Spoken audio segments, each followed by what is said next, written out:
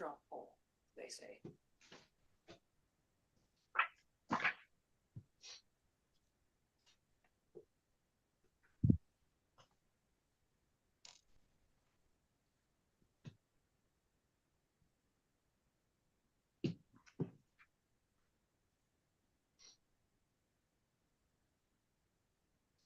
Okay, I think we're back.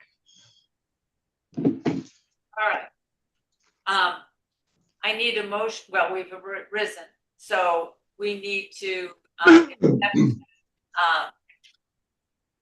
what we did within closed session.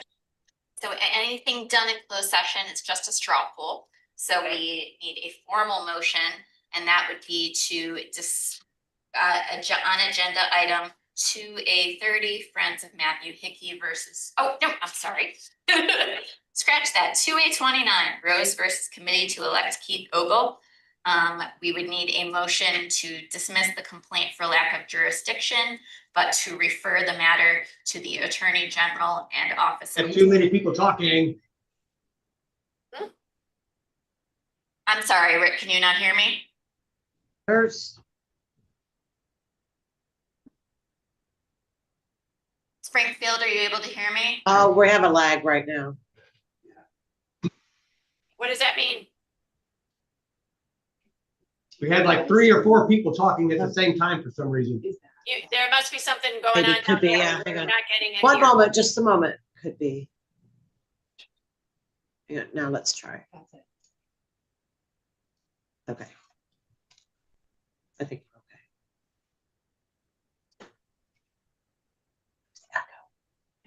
It was the audio from the live stream plus the live audio. Springfield, are you able to hear me clearly? Yes. Excellent. So on agenda item 2A29, Rose versus Committee to Elect People, is there a motion to dismiss the complaint for lack of jurisdiction and to refer the matter to the Attorney General and Office of the State's Attorney? So Right. moved. It's been moved by Member Watson. Do I have a second? Second. Marnie, roll call, please. Miss Bellercroft, Yes. Miss Cray, Yes. Miss Genovese, Yes. Miss McCory? No. Mr. Verrett, Yes. Miss Watson, Yes. Vice Chair Turbin, Yes. Chair Donahue. No. Motion passes. All right, Marnie, I have one final item in my lengthy report today. May 29? No. 29 is what we just voted upon. So we're in good shape on that one. 30 was skipped for today because they asked for continuance to next month. So moving forward to consideration of proposed administrative rules, beginning on page 262 of your packet, there is some revised rulemaking regarding Freedom of Information Act requests. Those are in part 1551 of the administrative code. Some of the changes are simply to conform to the FOIA statute. For example, section 1551.40, the statute requires a response within 5 business days, not 7 business days. So that is merely an amendment to conform to the statute. The other substantive change is that the rulemaking appeals an internal appeal process before the board for the denial of FOIA requests. The FOIA statute requires appeals to be filed with the Attorney General's Public Access Counselor, or PAC, and we should be following the statute in that regard and not accepting our own internal appeals. The remainder is just cleanup language courtesy of our legislative writing expert, Heidi Boyer. And so we are hoping for a motion to approve the filing of these rules and to seek their adoption before JCAR. Do we have any discussion about the rules? Do I have a motion to accept? I make Take a motion to accept. Second. Been moved and seconded. Roll call, Amy. Miss Bellercroft, Yes. Miss Cray, Yes. Miss Genovese, Yes. Miss McCory, Yes. Mr. Brett, Yes. Ms. Watson, yes, Vice Chair Turbin, Yes. Chair Donahue. Yes. Motion passes. Great, and just so I can let everyone know, I know we've been presenting a lot of rules. I appreciate everyone taking the time to look at those rules. The reason we are doing them so quickly is because we're trying to accomplish them prior to electoral board, because those electoral board meetings are extremely lengthy. Also, Heidi Poyer will be taking a leave starting in late December, and we of course need her wonderful services to help us get all of these rules on file. So I really appreciate everybody keeping these moving. I'm hoping that the campaign disclosure rules can be reviewed next month, and the sooner they can be reviewed, the better. They are currently with the legislative subcommittee. So please, keep your eyes and ears open for these, and I appreciate all the work, but it will be worth it. And we don't have to consider these rules in addition to electoral board matters. So thank you. I have to read it. Executive. That is it for me That's this morning. All right, Barney, thank you very much. We Should I appreciate say that. this afternoon? Oh, no, it's 11:59 this morning.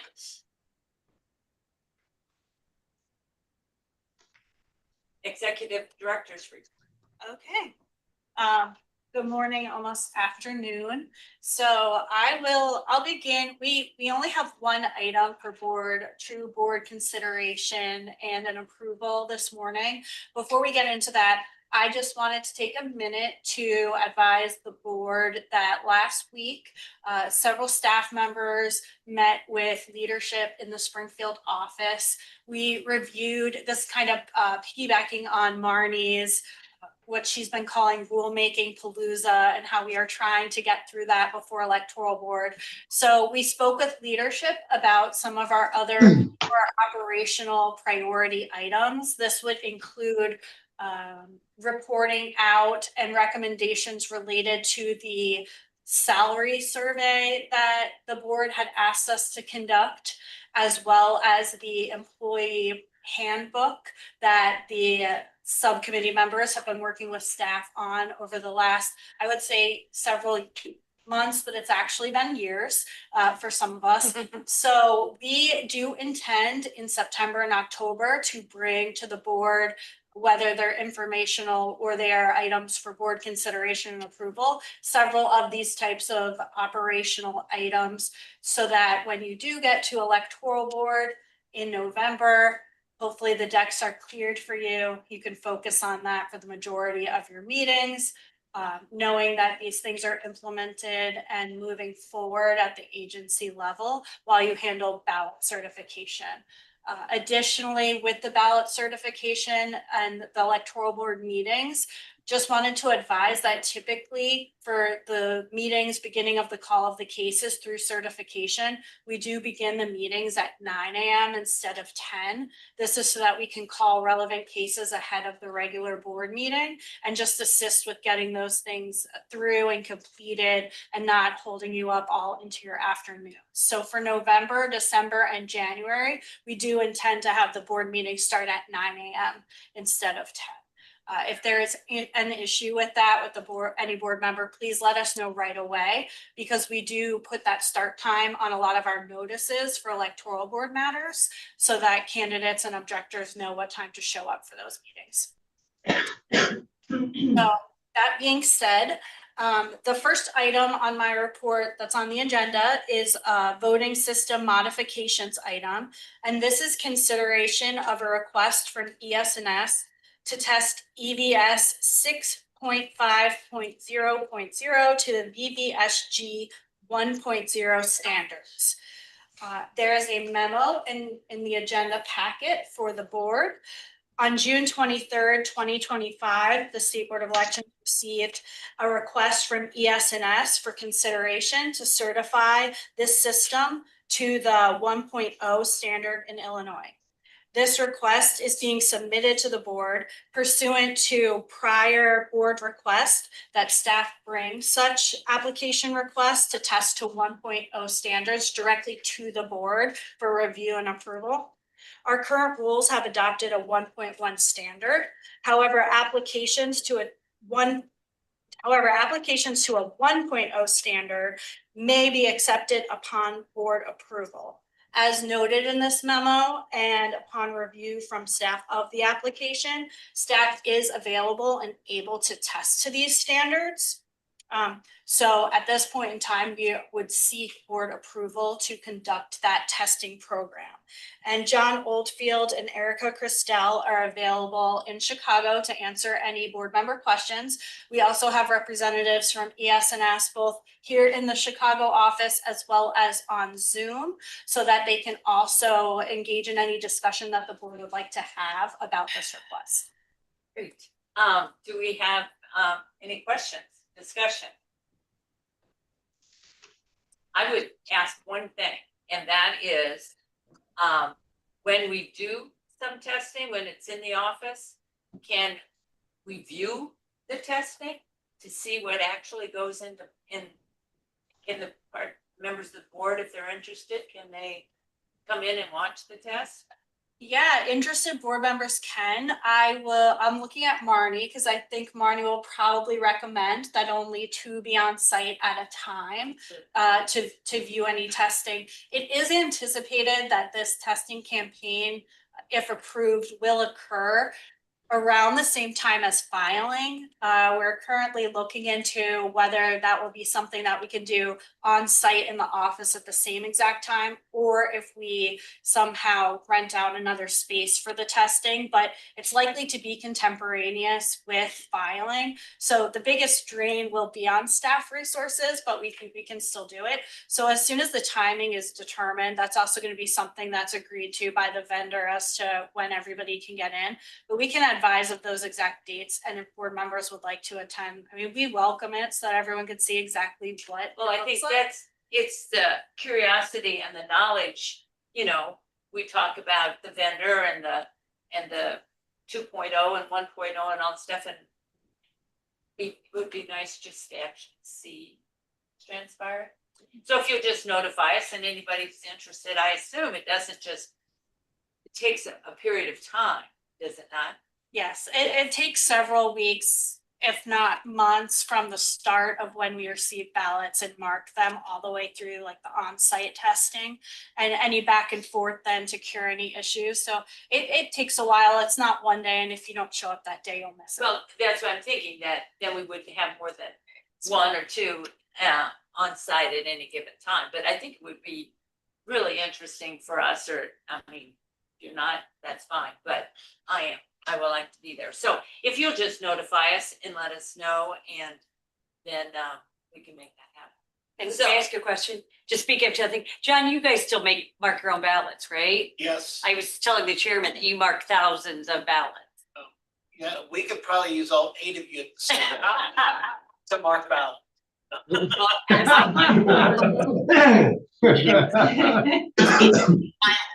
Oh, okay. I take that, and I motion to accept recommendation or ES&S. You need, how do we word it, Marnie? Or how should we word it?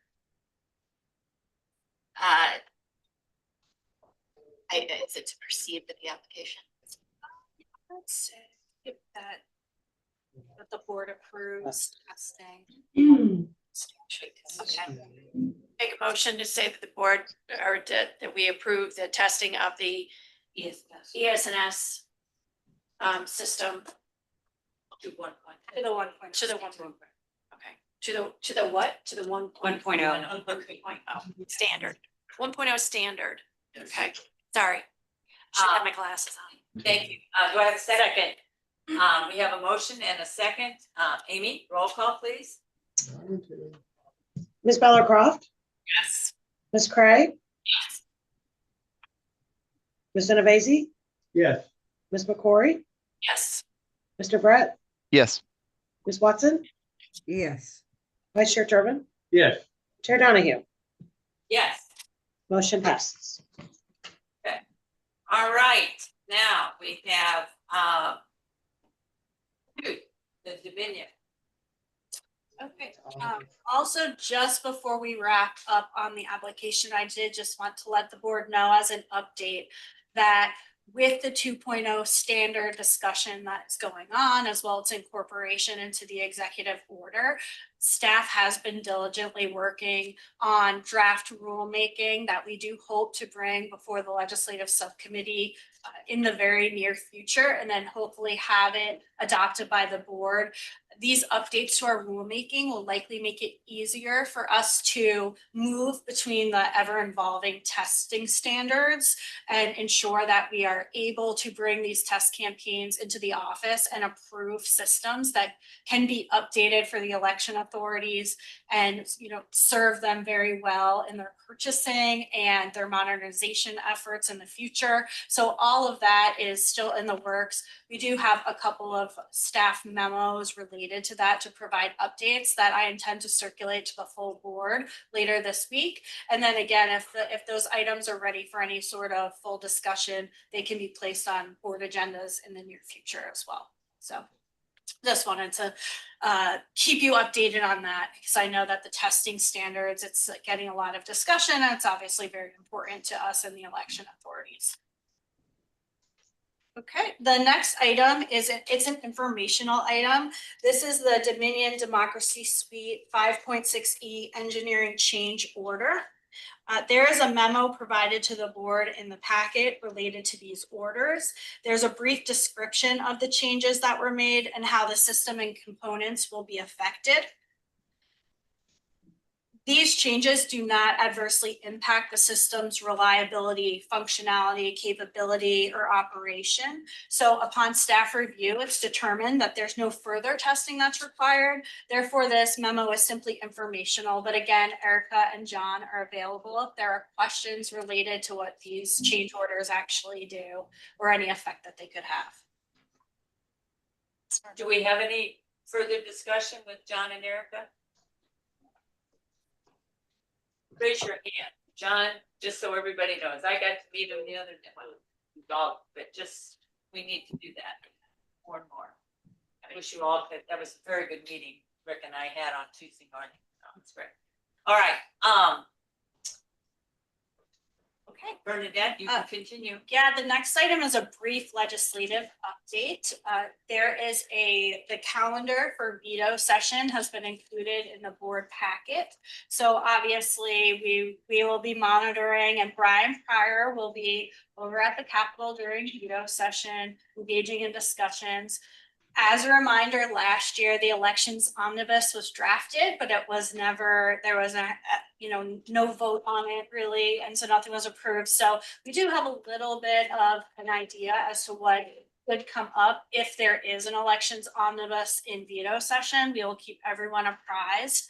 Other than that, for our own legislative agenda, not for veto session, but for next spring session, we're already working on that. So Brian solicited from staff our recommendations or our requests for a legislative agenda. He is currently reviewing that, looking through that, work with the legislative subcommittee to review those items, to draft the proposed agenda to bring to you later this fall. We will also monitor anything that's going on during veto session to see if there is something that should be included in the agenda as well. And again, at this point, this is a good time that if there are board members who have suggestions, to reach out to subcommittee members or to staff and let us know if there's something else we should consider along with those agenda requests from our internal staff. So all of that is proceeding. I know that the subcommittee has been very busy with the proposed rulemaking, which you kind of fold into the legislative updates sometimes. We appreciate that. Brian is on site in Springfield as well, if there is anything additional to add or if there is any questions from the members. Rick, Chris, anyone? Any discussion? All right, you can continue, Bernadette. Okay, the rest of the items on here, the voter registration activity, grant funding update, FY 25 fiscal status report and the 2-year plan of staff activity for August and September are all informational.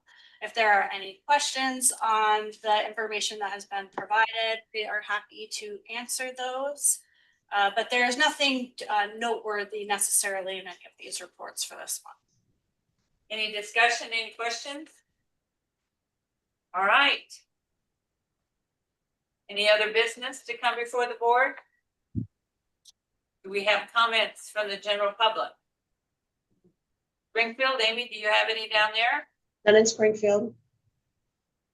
All right, then I would like a motion to go into executive session, please. So moved. Do I have a second? Been moved and seconded that we go into executive session for the purpose of discussing pending litigation in the minutes of the June 17th executive session. Executive session meeting pursuant to sections 2C 11 and 2C 21 of the Open Meeting Act 5 ILCS 20. That's the motion. Do I have a roll call? Ms. Bellercroft, Yes. Ms. Cray, Yeah. Ms. Genovese, Yes. Ms. McCrory, Yes. Mr. Brett, Yes. Ms. Watson, yes. Vice Chair Turbin, Yes. Chair Donahue. Yes. And one moment,